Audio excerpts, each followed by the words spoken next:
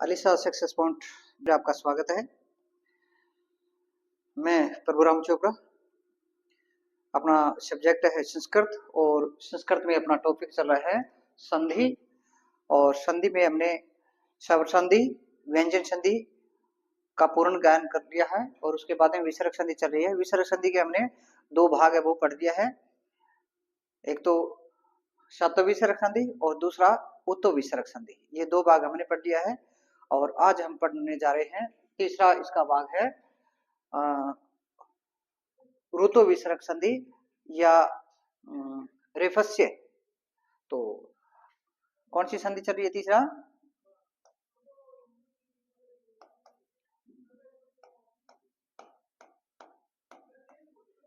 विसर्ग संधि।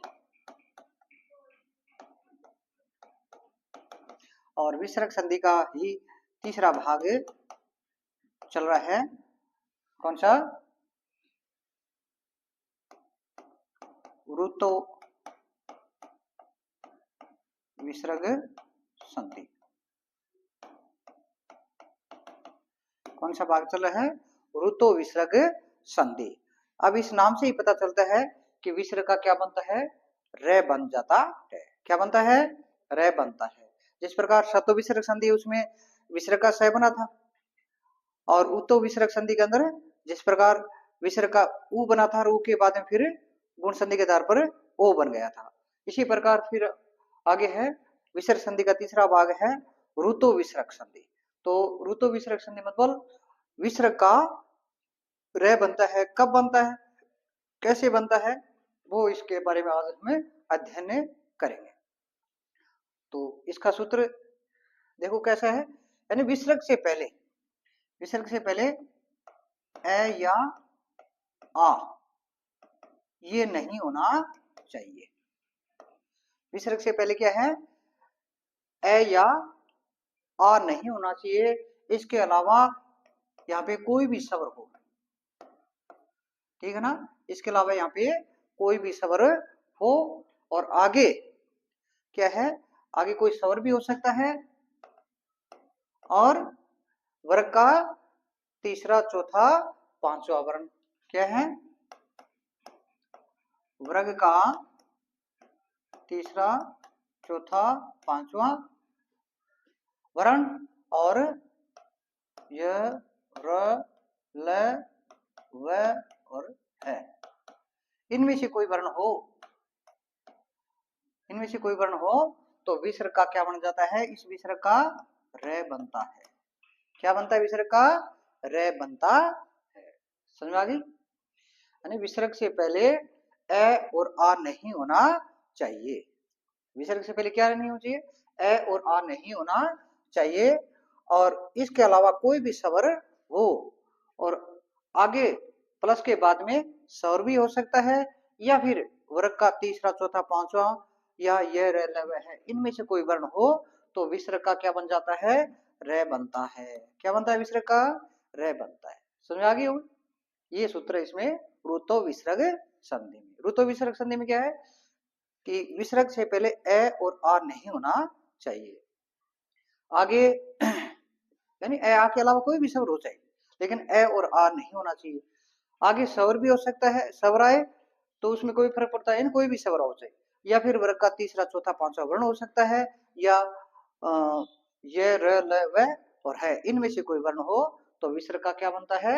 रे बन जाता है। समझ आ गई? जैसे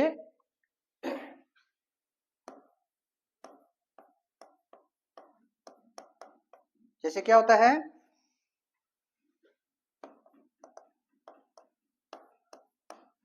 मुनि ही प्लस में इति, मुनि ही प्लस में इति। अब देखो विसर्ग से पहले ए या आ है क्या?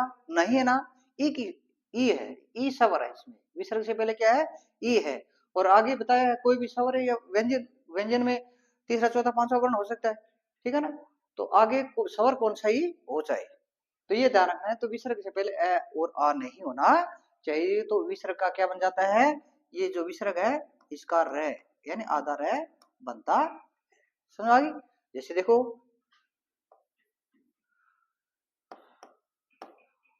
मुनीर, विसर्ग का क्या बन गया? मुनीर इति। आगे वाले में कोई परिवर्तन नहीं होता। विसर्ग का क्या बन गया? रे बन गया।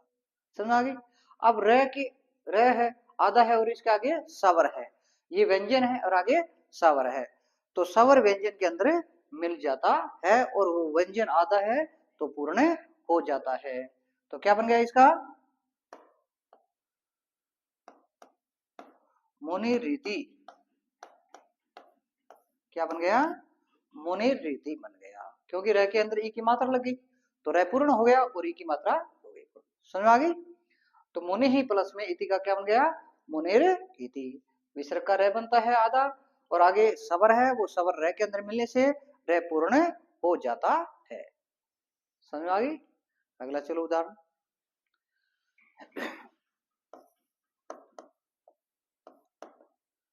भानु क्या है? भानु प्लस अशव क्या होता है? भानु प्लस में असव। तो विसर्ग से पहले क्या है? ऊ सवर है और आगे कोई सवर या व्यंजन या तीसरा चौथा पांचवा वर्ण या ये रलब है में से कोई हो जाए तो सवर है। यहाँ पे कोई भी सवर बताया अपनी परिभाषा के अंदर, नियम सूत्र के अंदर, तो यहाँ पे ए सवर है और इससे पहले यानी विसर्ग से पहले ऊ है, ए और आ नहीं है, तो विसर्ग का क्या बनता है? रे बनता है। क्या बनता है? रे। भानु र आधा और असव, ठीक है ना?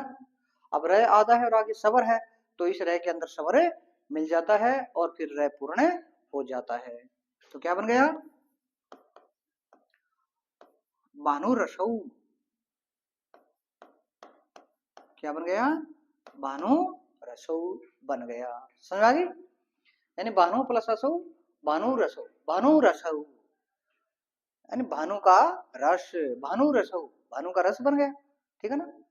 तो क्योंकि इसी प्रकार संधि पढ़ते हैं तो उसमें रस आनंद आना चाहिए। ठीक है? आनंद से हम पढ़ेंगे तो ये संधि हमें याद हो जाती है, इसलिए आनंद से पढ़ो।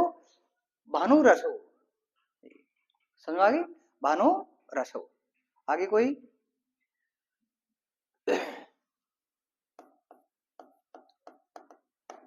तई क्या है?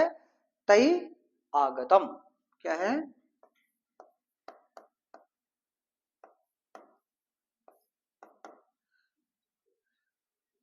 तय के ऊपर आई की मात्रा है, विसर्ग से पहले आई है, विसर्ग से पहले क्या है? आई है, ए और आ नहीं है, आगे कोई भी सवर हो चाहे, ये बताया अपने नियम में, तो इस विसर्ग का फिर क्या है? रे बनता है। तो देखो तई रे आधा हो गया और आगतम,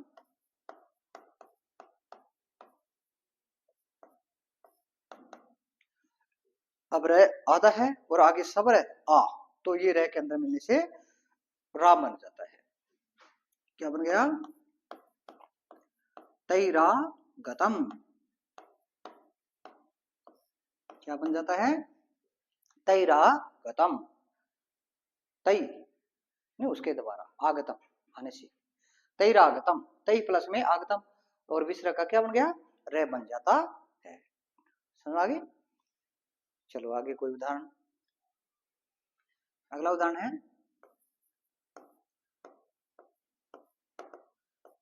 धेनु प्लस में क्या हो जाता है? धेनु प्लस में जोड़ लो कोई, गच्छति। धेनु प्लस में गच्छति। यहाँ पे देखो विसर्ग से पहले ऊ है और आगे क्या है? ग है, और ग क्या है? वर्ग का तीसरा वर्ण है। ग क्या है?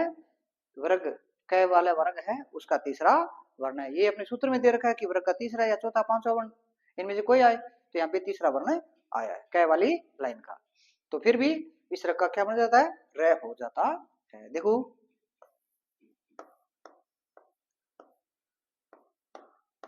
धेनुर गच्छति,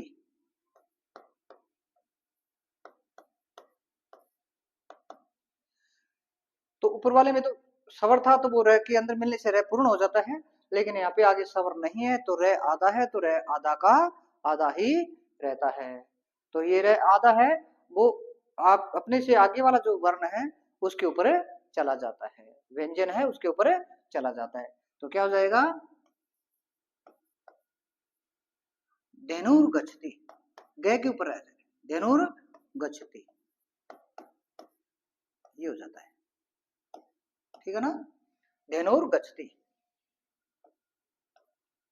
ग के ऊपर रह चला जाता है, धेनु प्लस गच्छति क्या हो गया, धेनुर गच्छति हो गया। समझ में आ गई।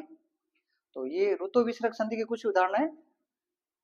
ऋतु विसर्ग संधि में क्या आता है, विसर्ग से पहले ए और आ नहीं होना चाहिए, उसके अलावा कोई भी स्वर हो, उसके अलावा कोई भी स्वर हो, और आगे भी कोई भी स्वर हो, या फिर व्यंजनों में प्रत्येक किसी भी वर्ग का तीसरा, चौथा, पांचवा वर्ण हो सकता है, या फिर य, र, ल, व है, इनमें से कोई वर्ण हो तो विसर्ग का र होता है। क्या बनता है, विसर्ग का र होता है। इस प्रकार ये ऋतु विसर्ग संधि यानी ऋतु विसर्ग संधि बनती है। ये कुछ ऋतु विसर्ग संधि के उदाहरण है। समझ आ गई।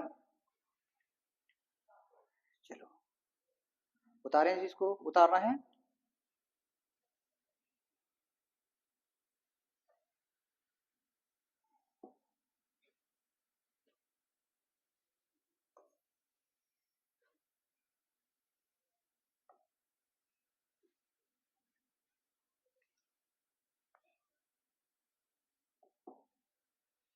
अगला विसर्ग संधि का चौथा भाग है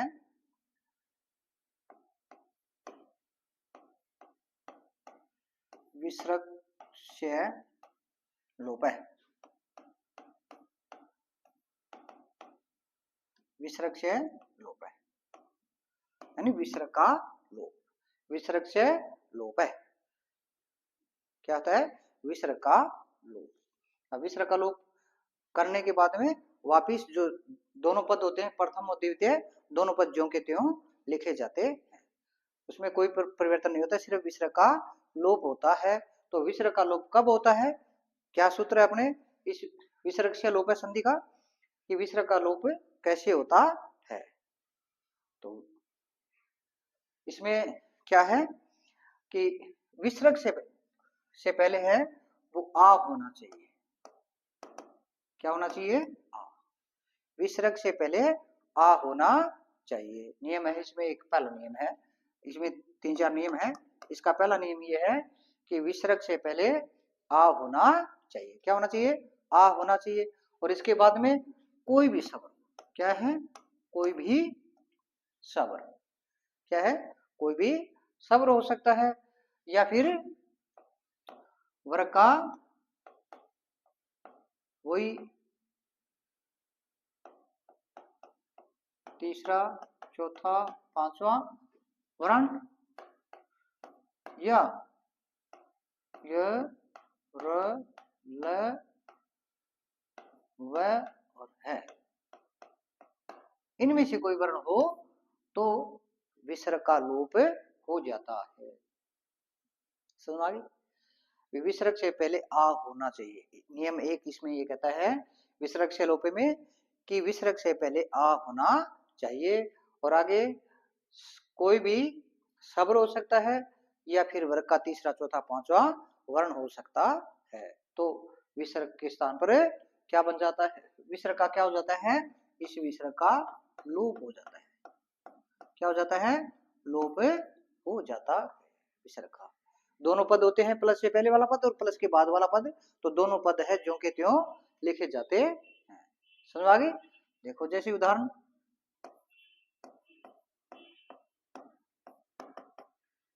बताइए जैसे कोई उदाहरण।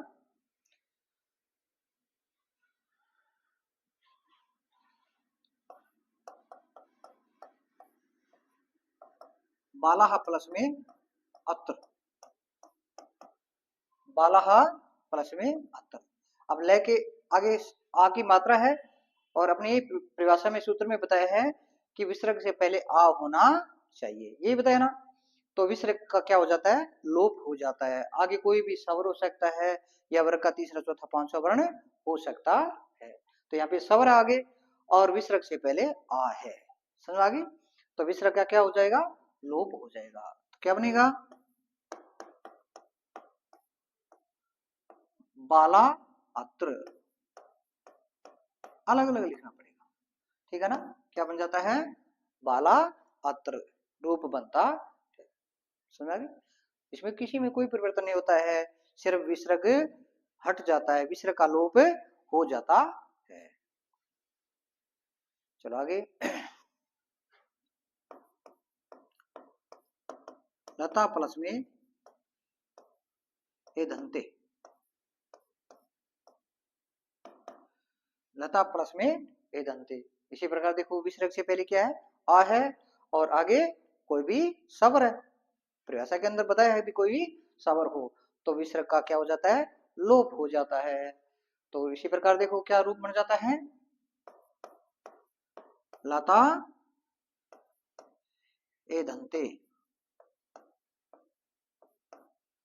लता ए धनते रूप बन जाता है, समझ आ गई। यानी इन सब पदों को दोनों को अलग अलग लिखना पड़ेगा, एक साथ नहीं लिखना है, एक साथ नहीं लिखना है, अलग अलग लिखना है।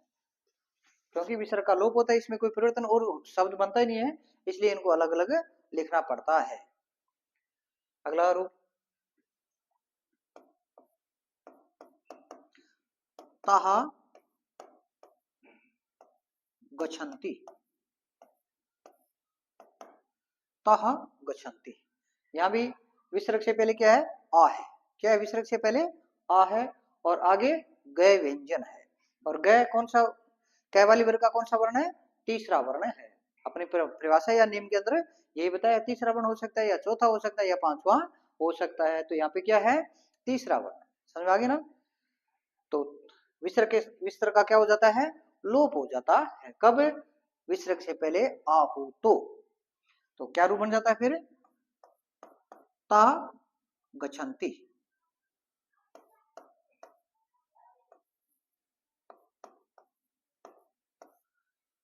ता गच्छन्ति,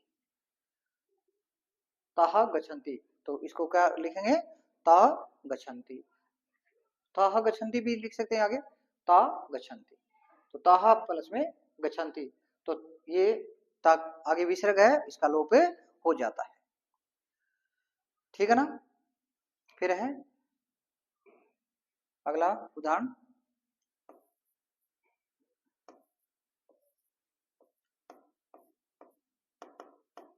वर्धा। क्या है, वर्धा, वर्धा प्लस में यान्ति, विसर्ग से पहले आ है, क्योंकि धय धय के आगे आ की मात्रा है, तो आ है। ये परिभाषा में है कि विसर्ग से पहले आ होना चाहिए, आगे कोई भी स्वर या वर्ग का तीसरा चौथा पांचवा वर्ण या ये अलग है में से कोई वर्ण। यहाँ पे ये आ गया, प्लस के बाद में क्या है, ये है, ये भी अपने सूत्र में है, तो ये है। तो भी विसर्ग का क्या हो जाता है, लोप हो जाता है।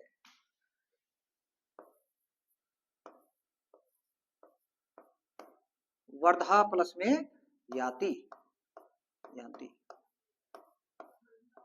क्या है, वर्धा प्लस में यान्ति हो जाता है, समझ आ गया। विसर्ग का लोप हो जाता है, वापिस वही पद लिखे जाते हैं विसर्ग को हटा करके, ठीक है। तो ये नियम एक, देखो अगला नियम फिर बताएंगे। इस पहले नियम के अनुसार ये है कि विसर्ग से पहले आ होना चाहिए और आगे कोई भी स्वर हो या वर्ग का तीसरा चौथा पांचवा वर्ण हो तो विसर्ग का क्या हो जाता है, लोप हो जाता है। क्या हो जाता है, विसर्ग का लोप हो जाता है। नियम एक ये कहता है। चलो आगे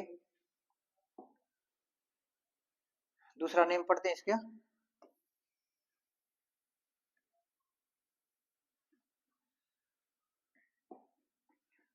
विसर्ग से लोपे का दूसरा नियम, अब दूसरा नियम क्या कहता है,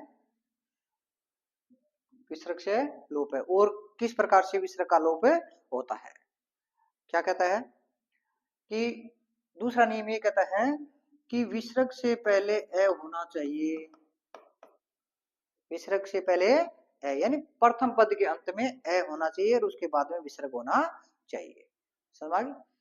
अगला दूसरा नियम ये कहता है कि प्रथम पद के अंत में ए होना चाहिए और उसके आगे विसर्ग होना चाहिए। ए के अलावा कोई यहाँ नहीं होना चाहिए, ए ही होना चाहिए, और इसके आगे ए है वो नहीं होना चाहिए।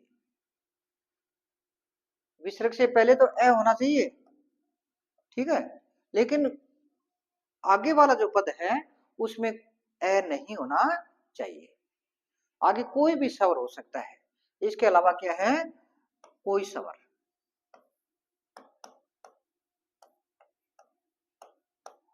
यानी ए के अलावा कोई स्वर हो सकता है। समझ आ गई। यानी दूसरा नियम ये कहता है कि विसर्ग से पहले ए होना चाहिए और आगे ए नहीं होना चाहिए। ए के अलावा कोई भी स्वर हो सकता है, तो भी विसर्ग का क्या हो जाता है, लोप होता है। क्या होता है, विसर्ग का लोप होता है। समझ आ गई। देखो जैसे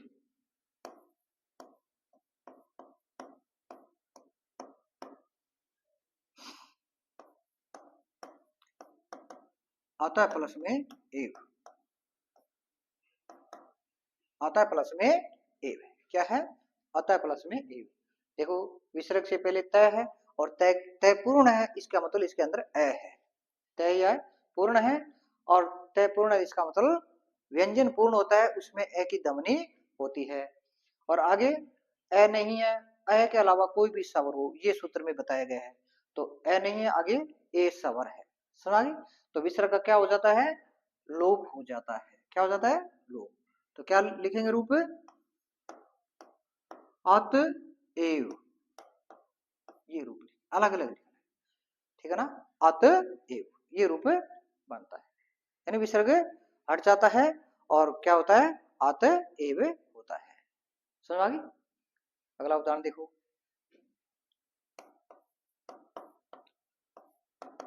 शिव, क्या है, शिव प्लस में इति, शिव प्लस में इति है।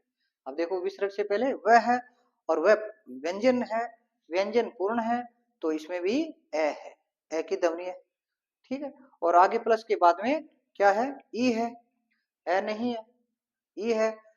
तो यही बताया सूत्र में कि ए नहीं होना चाहिए, ए के अलावा कोई भी स्वर हो सकता है, तो भी विसर्ग का क्या होता है, लोप होता है।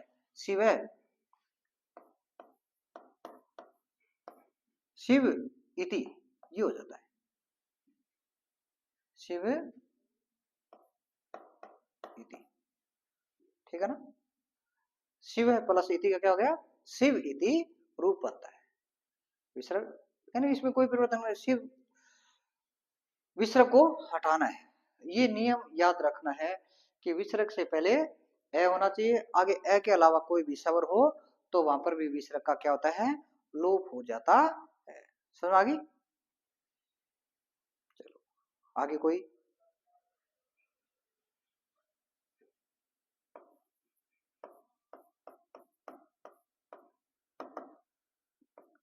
कर्षण प्लस में, बताइए कर्षण प्लस में क्या होता है, एति,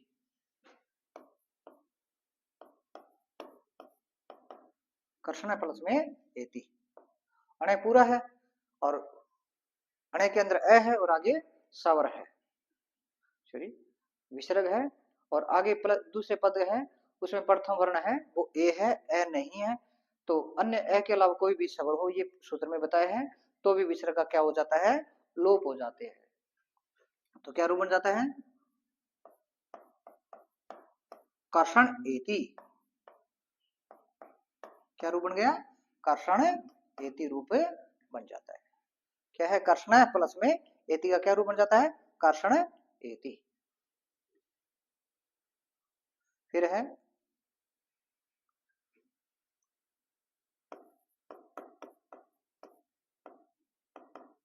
बालय, क्या है, बालय प्लस इच्छति, क्या है,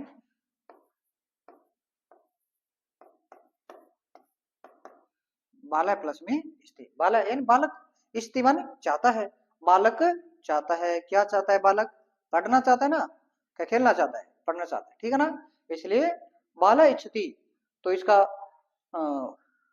विसर्ग का लोप हो जाएगा, क्योंकि विसर्ग से पहले क्या अ है और आगे ई सवर है, तो क्या रूप बन जाता है, बाल इच्छति, क्या बन जाता है, बाल इच्छति बन जाता है, यानी बालक इच्छा करता है, चाहता है, क्या चाहता है, पढ़ना चाहता है, खेलना चाहता है, कुछ खाना चाहता है, तो बालय इच्छति यानी बालक इच्छा करता है, चाहता है, समझ आ गई। तो इस प्रकार ये क्या है, दूसरा नियम विसर्ग संधि का, ये दूसरा नियम है।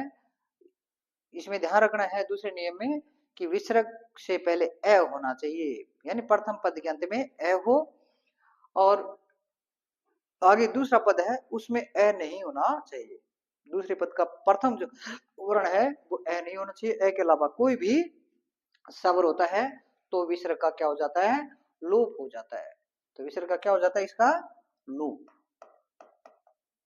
ठीक है ना, समझ आ गई। तो ये दूसरा नियम है विसर्ग से लोप है संधि का, समझ आ गई। चलो अगला तीसरा देखते हैं।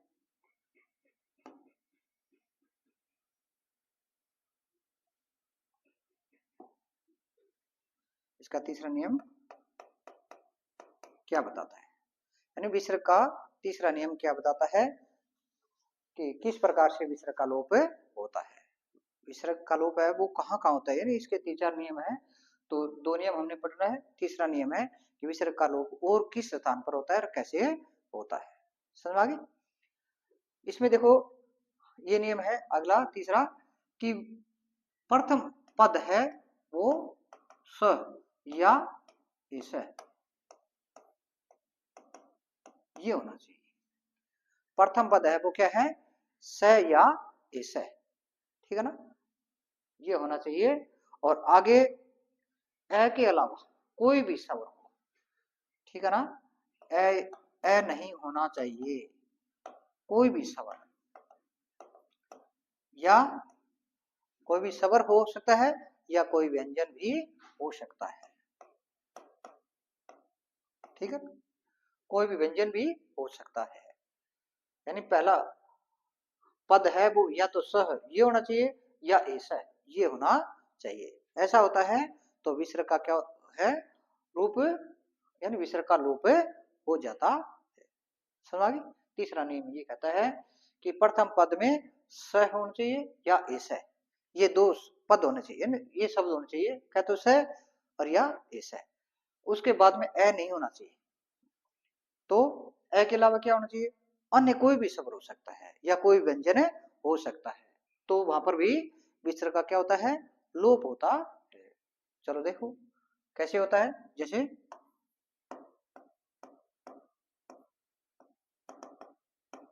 इन प्रथम तो ये लिखना ही लिखना पड़ेगा, स क्या है, स आगे और बनाना है, तो स इति, स इति, वह इति मानी आदि होता है, स इति, तो आगे ए नहीं है, कोई भी स्वर बताया या व्यंजन भी हो सकता है, तो यहाँ पे ई स्वर है, और स अपनी परिभाषा या सूत्र में बता रखा है स या इस होना चाहिए, तो क्या हो जाएगा, विसर्ग हट जाएगा और स इति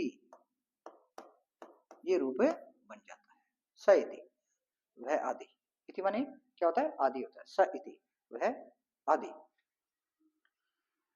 अगला देखो स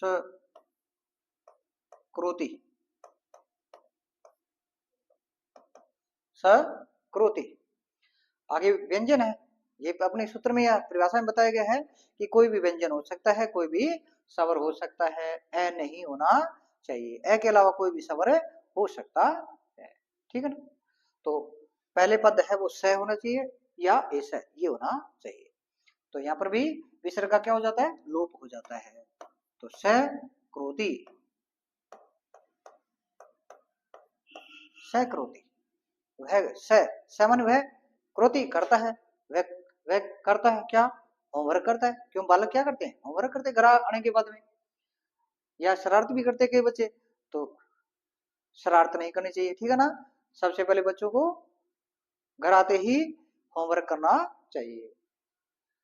तो जो समझदार बच्चे हैं वो बाहर घूम के आते हैं, तो आते ही जो खाना खाते हैं या खाना कुछ भी यानी खाना खाने संबंधी या कुछ करते हैं, तो उससे पहले अपने हाथ निश्चित धोना चाहिए, ठीक है ना। तो सकृति वह करता है, ठीक है ना। तो स पद है पहला, और आगे क व्यंजन है, कोई भी व्यंजन हो सकता है। अच्छा, इसके दूसरे कोई और उदाहरण ऐसे लगा करके, ऐसा है। अब ऐसे के आगे क्या जोड़ते हैं, ऐसा है,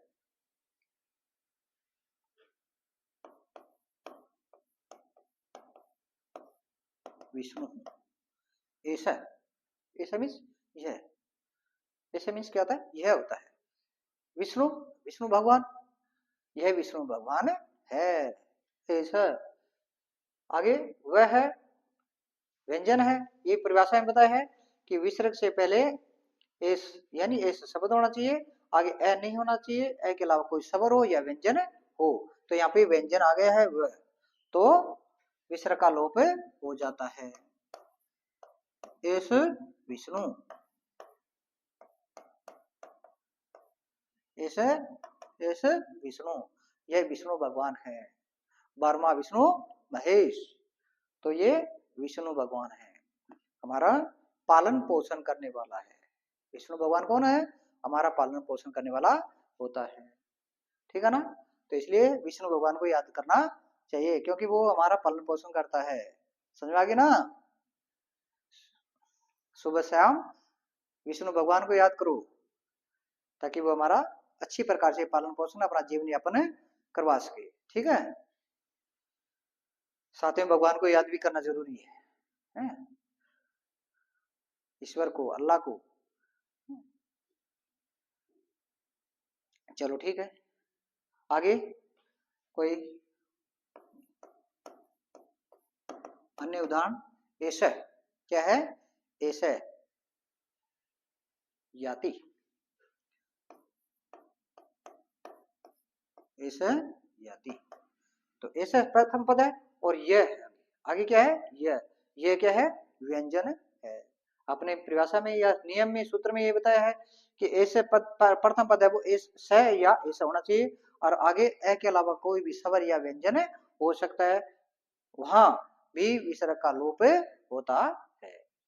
तो क्या बन जाएगा, एस याति, ठीक है ना। क्या बन गया, एस याति। तो इस प्रकार ये कुछ उदाहरण है विसर्ग से लोप का तीसरा नियम, यानी विसर्ग का लोप जो संधि है, इसके 3 नियम है। 3 नियम हमने पढ़ लिया, एक नियम और है, तो ये ध्यान रखना है। तीसरा नियम ये है कि विसर्ग से पहले यानी अर्थात प्रथम पद है वो सह या एस, ऐसा है, ये होना चाहिए। आगे ए नहीं होना चाहिए, ए के अलावा कोई भी स्वर हो या कोई भी व्यंजन हो, तो विसर्ग का लोप हो जाता है। समझ आ गई, चलो ठीक है। चलो इसका चौथा देखते हैं क्या है, और क्या कहता है, और कहां कहां पर इसका लोप होता है। चौथा नियम यानी विसर्ग से लोप का चौथा नियम, और क्या है, रोरी सूत्र लगता है इसमें एक, रोरी। चौथा नियम कहता है रोरी, यानी विसर्ग का रे हो जाता है, और फिर रे है रोरी, मतलब पहला वाला जो रे है वो रोने लग जाता है, अर्थात रो करके चला जाता है। मतलब पहला जो रे बनता है वो विसर्ग का रे बनता है ना, तो वो रोरी है रोने लग जाता है और वो वहां से रूस के चला जाता है, मतलब रे अलग हो जाता है। ठीक है ना। तो इसमें क्या है, विसर्ग, यानी विसर्ग का यहाँ पे क्या है, रे बनता है। इस विसर्ग का क्या बनता है, रे बनता है। और आगे भी रे हो, कब बनता रे, प्लस के बाद भी रे हो तब बनता है। समझ आ गई। विसर्ग के यानी विसर्ग का यहाँ रे बनता है, लेकिन द्वितीय पद का प्रथम जो वर्ण है वो रे हो तो ही विसर्ग का रे बनता है, इस रोरी सूत्र के आधार पर। और फिर इस रे है इसका लोप हो जाता है। क्या हो जाता है, लोप हो जाता। और इससे पहले विसर्ग से पहले मान लो ए आता है, या यानी हर्षव स्वर आए, हर्षव स्वर आए जैसे ए, ई या उ, ये वर्ण आता है आए तो इसका दीर्घ हो जाता है। इनका क्या हो जाता है, दीर्घ हो जाता है। दीर्घ माने ए का क्या आ हो जाता है, और ई का बड़ी ई हो जाता है, और छोटा ऊ है इसका बड़ा ऊ हो जाता। समझ, यानी जो प्रथम पद के अंत में विसर्ग है और आगे जो रे आता है तो विसर्ग का रे बनता है, और उस रे का लोप हो जाता है। और लोप होने के बाद में यदि हर्षव स्वर आए ए ई उ तो उसका दीर्घ हो जाता है। ये कंडीशन है, ये एक इसमें नियम है। समझ आ गई। चलो जैसे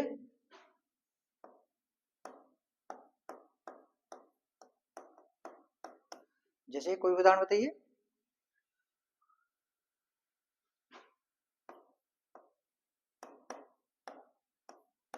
भानु प्लस में राजते,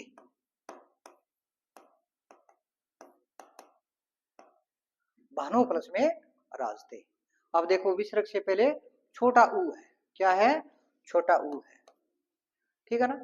और आगे वाला जो द्वितीय पद है उसके का प्रथम पद क्या है, र है। तो इस पहला जो विसर्ग है इसका र बन जाता है। देखो भानुर ये बनता है, और राजते। ठीक है। तो इस रह का जो ये रह है इसका लोप होता है। क्या हो जाता है, लोप। जो पहला जो रह है इसका लोप हो जाता है, और छोटा ऊ की मात्रा है वो बड़ा हो जाता है। क्या हो जाता है, भानु, भानु हो जाता है, भानु राजते, ये रूप बनता है। समझ गई। यानी विसर्ग, विसर्ग से पहले हर्षव स्वर हो तो विसर्ग का रे बनता है, और रे का फिर लोप हो जाता है, और जो हर्षव स्वर है उसका दीर्घ स्वर हो जाता। आगे वाले में कोई परिवर्तन नहीं होता है, सिर्फ विसर्ग का रे बनता है और रे का फिर लोप हो जाता है, और पहले जो हर्षव स्वर है तो उसका दीर्घ स्वर हो जाता है। जब भानु प्लस राजते हैं तो यहाँ पे हर्षव स्वर उ है, तो इसका विसर्ग का रे बना पहले तो, और रे बनने के बाद में इसका लोप हो जाता है। और लोप क्योंकि रोरी जो सूत्र है उसके आधार पर, रोरी मतलब पहले वाला जो रे है एक ही रह रहता है, पहले वाला रे है वो रो करके चला जाता है। ये रखो कि रोरी सूत्र के आधार पर पहला वाला रे है वो रो करके चला जाता है, और क्या कर जाता है, हर्षव स्वर को दीर्घ कर जाता है। ये याद रखना है, हर्षव स्वर को क्या कर जाता है, दीर्घ कर जाता है, वो रो के तो चला जाता है। ठीक है ना, याद रखना है। रोरी सूत्र के आधार पर पहला वाला रहा है वो रो के चला जाता है। ठीक है ना। और पीछे क्या कर जाता है, जो हर्षव स्वर है उसको दीर्घ कर जाता है। जैसे देखो भानु प्लस राजते हैं तो इस विसर्ग का रह हो गया, और रह का फिर लोप हो जाता है, लेकिन छोटा ऊ है उसका बड़ा दीर्घ कर जाता है। तो भानु राजते क्या शब्द बन जाता है, भानु राजते, ये पद बन जाता है। समझ आ गई। चलो अगला उदाहरण बताइए कोई और।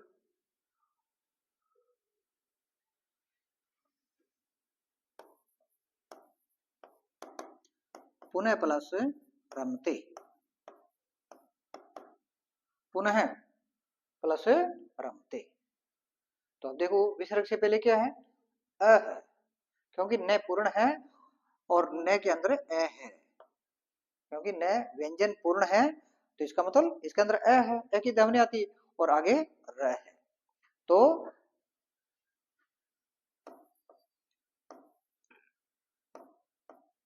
विसर्ग का क्या बन जाता है, रे हलंत बनता है और रमते, ठीक है ना, पुनर्रमते। तो इस रे का क्या हो जाता है, लोप हो जाता है, और इससे पहले आश्रव स्वर ए है तो इसका दीर्घ हो जाता है, दीर्घ क्या हो जाता है, आ हो जाता है। कैसे देखो, पुनः रमते,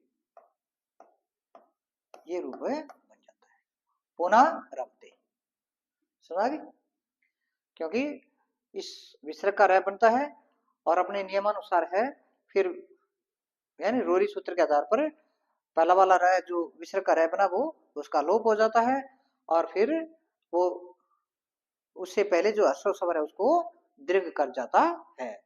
तो इस रे का लोप हो गया और अब अपने से पहले जो अश्व स्वर है उसको दीर्घ कर गया, आगे धन में, तो पुनः रमते रूप बन जाए, ठीक है। चलो आगे और उदाहरण देखते हैं।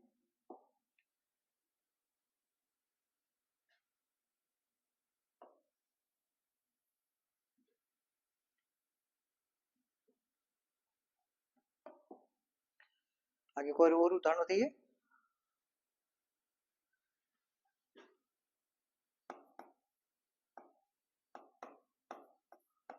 हरि प्लस में क्या है, रमते, हरि प्लस में रमते, हरि प्लस में रमते हैं। विसर्ग से पहले ई है, अश्व स्वर है, विसर्ग से पहले रे नहीं है, ई है, रे के अंदर ई होती है, तो पहले रे आता है बाद में ई आती है, तो अश्व स्वर ई है और आगे र है।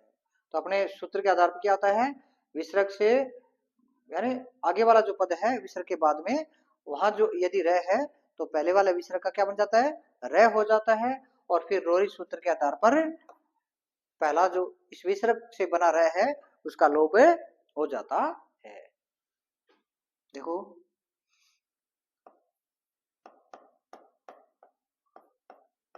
हरि रमते, ठीक है ना, ये हो गया।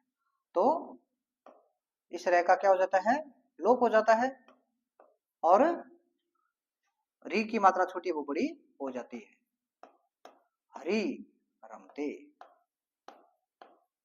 ये रूप बन जाता है। क्या बन जाता है, हरि पहले छोटी थी और रे का लोप होने के बाद में वो दीर्घ कर गया, ठीक है ना, तो री बड़ी हो गई, हरि रमते, समझ आ गया ना। चलो आगे और कोई उदाहरण,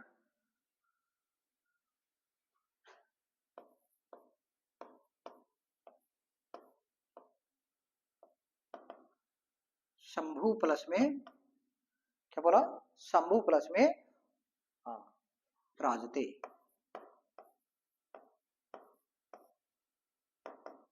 शंभु प्लस में राजते।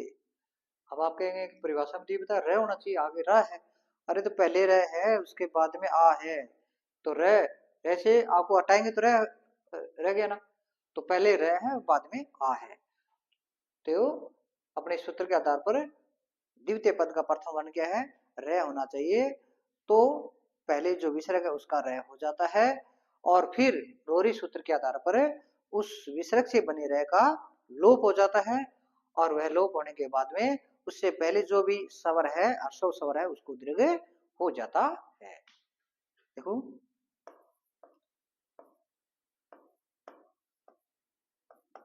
शंभुर रयादा और रास्ते, ये ठीक है ना। अब ये जो रे बना है इसका क्या हो जाता है, रोरी सूत्र के आधार पर लोप हो जाता है, क्या हो जाता है, लोप हो जाता है, और क्या रूप बन जाता है, भू बड़ा हो जाता है, क्योंकि हर्षौ सवर है ऊ है, तो इसका क्या हो गया, दीर्घ हो जाता है। क्या हो जाता है, दीर्घ हो जाता है। तो शंभु राजते, क्या बन जाता है, शंभु राजते, ये रूप बन जाता है। इस प्रकार विसर्ग का लोप होता है। तो विसर्ग से लोप है। इस प्रकार ये 4 नियम हैं। इन 4 नियमों के आधार पर विसर्ग का लोप होता है। समझ आ गई? याद रखना है कब और कहां कहां होता है विसर्ग का लोप। एक बार फिर रिवीजन कर लेते हैं। याद रखना है कि इसका पहला नियम ये है कि विसर्ग से पहले आ हो।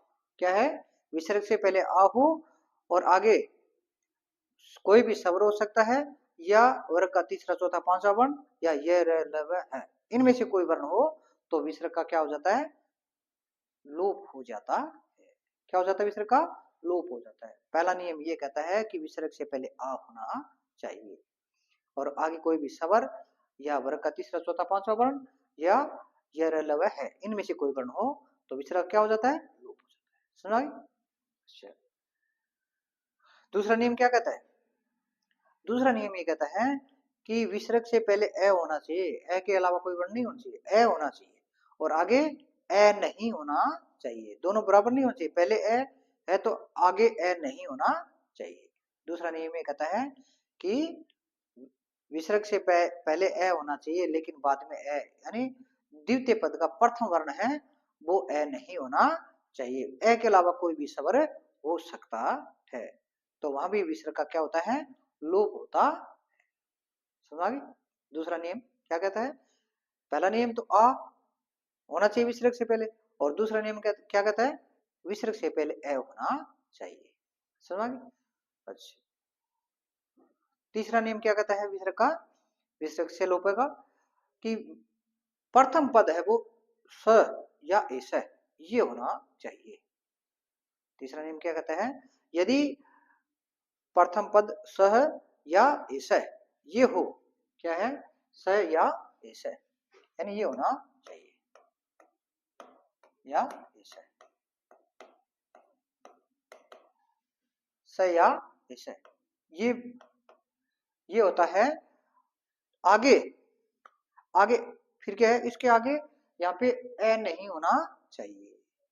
तो तीसरा नियम भी ये कहता है, दूसरा नियम भी ये कहता है कि आगे ए नहीं होना चाहिए, और तीसरा नियम ये भी कहता है कि आगे ए नहीं होना चाहिए। तो ए के अलावा कोई भी स्वर या व्यंजन हो सकता है, वहां पर भी विसर्ग का लोप होता है यदि प्रथम पद सह या एस ये आते हैं और आगे कोई स्वर या व्यंजन हो ए के अलावा, क्या है, ए के अलावा कोई भी स्वर व्यंजन हो तो वहां पर भी विसर्ग का लोप होता है।